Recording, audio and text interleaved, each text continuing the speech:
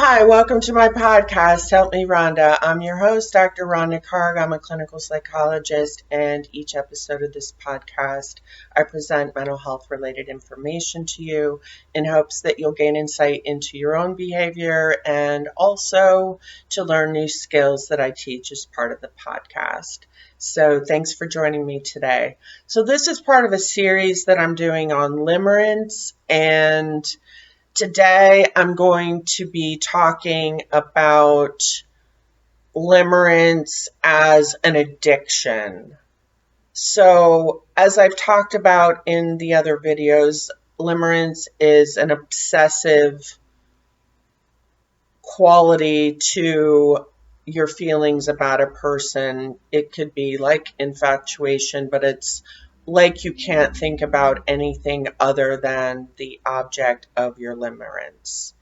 And in reality, the object of your limerence is not a real person. It's kind of a fantasy of a person and a fantasy about the feelings that they have about you. It's not based in reality, and oftentimes it's based on this underlying need for love and connection and affection, which is true for all of us, but it's stronger for those of us who felt like they didn't have it when they were growing up. So limerence is a problem for a lot of different reasons, but it can interfere with work, school, relationships with other people. You can neglect your health. You can neglect your physical or mental health. You can neglect your self-care because this other person, this limerent object becomes the central focus of your life. That sounds like addiction, right? That's what happens if somebody is addicted. Everything else kind of falls away, is not really enjoyable, not really important.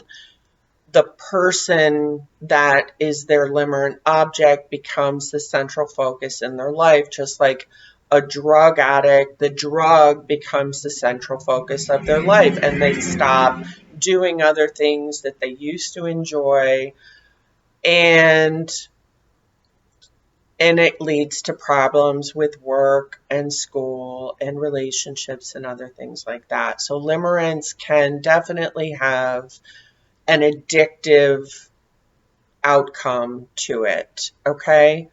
So addiction happens when there is also a release of dopamine. And when it comes to connections with other people, there's also the release of oxytocin, and so that can be involved as well. When you're in that state of infatuation or limerence with someone, you're getting lots and lots of dopamine because, again, this person is perfect. They're amazing. They're incredible. You're, like the term says, like you're tripping, you're future tripping. You're thinking about your future together with this person, and you feel like, finally, I met the person who is going to complete me. It's that kind of feeling. That is short term. It has to be. Think about it from a biological or evolutionary standpoint. If limerence or infatuation lasted long term, we would not hunt and gather. We would not take care of each other. A lot of stuff would be going wrong because we're obsessing about this person, right? So we develop a tolerance. Just like you develop a tolerance to a drug, you also can develop tolerance to the limerent object, in the sense that you need more and more in order to get the same reaction. People that develop tolerance to drugs, maybe, or alcohol, they may start off needing to have 2 beers in order to catch a buzz, but over time they might need 6 beers to catch a buzz. And the same is true of limerence and infatuation, is that you just want more and more and more. And over time, this can become like an addiction in the sense that you're neglecting things, you're neglecting your health, your self-care, your relationships, your health. You're neglecting a lot of things because you just don't care about anything else. It can become like that. Okay, so knowing that it can't last, knowing that eventually this fantasy that you have about this person is going to come crashing down. And that might mean that the limerent object actually tells you that they don't share the same feelings for you that you share for them. It could come from, uh, let's say you're married and your partner finds out about your limerent object, and then it causes problems in your marriage, and your partner says, I want you to leave your job and go work someplace else. Honestly, sometimes you have to do that. If you have a limerent object that you work with, sometimes you have to change your jobs because it's so difficult to interact with them day to day at work, having this limerence for them. So let's say that it abruptly stops and that fantasy about that person is gone. Then what happens to a drug addict when they no longer have their drug? They go through withdrawal. And you can think about withdrawal like this. Withdrawal from drugs, alcohol, people, places, things is very much like the equal and opposite effect that the drug gives you. Or in this case, the equal and opposite effect that the limerent object gives you. If your limerent object gives you this feeling of elation if they text you, or if you see them, you get this excitement and you get this dopamine rush, and you feel energetic, you have a mood swing. Now all of a sudden everything in the world is right. Like you have that kind of an effect from the limerent object. Then you'll have the equal and opposite effect. So you won't feel excited, you'll feel depressed. You won't feel energetic, you'll feel fatigued. You won't be sleeping less because you're obsessing about them. You'll start sleeping more. Okay? It's the equal and opposite effect. But guess what? The good news is, if you do what I call a 30-day detox, your sanity will be restored. So how do you do that? So you refrain from or abstain from any thoughts about the limerent object. When you start thinking about the limerent object, you're going to quickly stop. Some people see a stop sign or hear the word stop. I clap my hands together. And then redirect your mind to something else. Remember, the redirecting is the most important part. You need to give your mind something else to think about. You can't just say, stop thinking about the limerent object. You can't. It doesn't work that way. It works by stopping and then redirecting. So my redirect is always, what do I need to get done? And then go and do that thing. And then when I'm done doing that thing, then I go do something else. Okay? So that's my go-to for distraction. But it is going to be important for you to have something else that you focus your mind on. Okay? So if you go 30 days without thinking about the limerent object or talking about them, doing research about them on the internet, looking at pictures of them, reading over old texts or emails, no, none of that.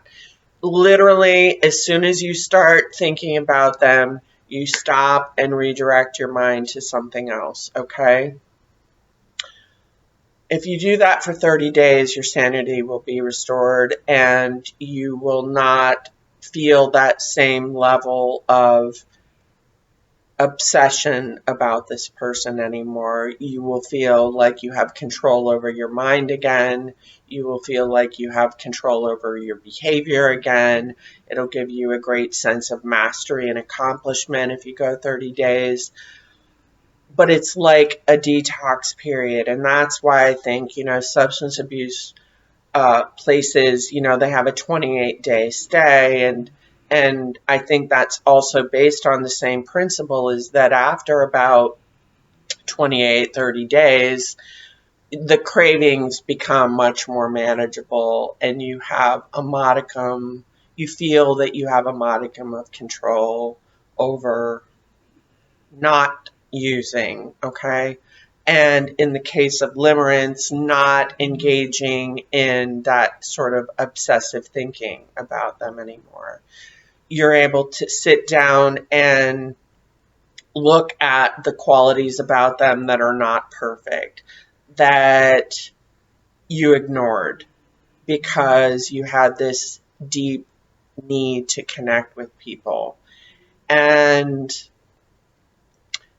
recognizing that it's a natural, normal part of our existence to have that level of connection. So be very gentle with yourself. Try not to look back on the past and have a lot of regret about how much time or other problems or other issues that came up as a result of your limerence. That's not helpful. What you need to do is recognize that right here, right now, you have decided that you're going to do something different. You're committed to it. It's important to let other people know about what you're doing as a way to give you accountability and to help you in case you go into another limerent state. You can explain to them what that is and how they'll know and what they can do to best love you when you're in a limerent state. Because there's ways to handle it that are both appropriate and inappropriate. I mean, imagine if somebody is very confrontational with you about your substance use. Chances are you might get very defensive about it. So same thing with limerence. You don't want to be confrontational and aggressive with them about it. The whole tough love thing probably isn't going to work. But people that will gently point out, I'm wondering if this is a time that you're experiencing limerence. Is that true? What do you think? And that you can gently point it out to people, because people that are in a limerent state aren't always aware of it. And so as a good friend to them, you could gently point out the discrepancies between what they're saying and what's reality. So the aftercare piece of it is important. Being surrounded by people that know what you're doing, connecting with other people that are in the same boat as you in terms of their working on their limerence. There are communities on the internet for people that are recovering from limerence. You can look into Sex and Love Addiction Anonymous. That's one 12-step group that some people with limerent tendency has found can be effective. But there's also books on limerence and other things that you can do to learn about the causes and what you can do about limerence. But I've discussed several in today's episode, and I've described some in some of my other episodes, so I'll hope that you'll tune into those as well. Thanks so much for your support. Thanks for tuning in today. I hope that you enjoy the rest of your day.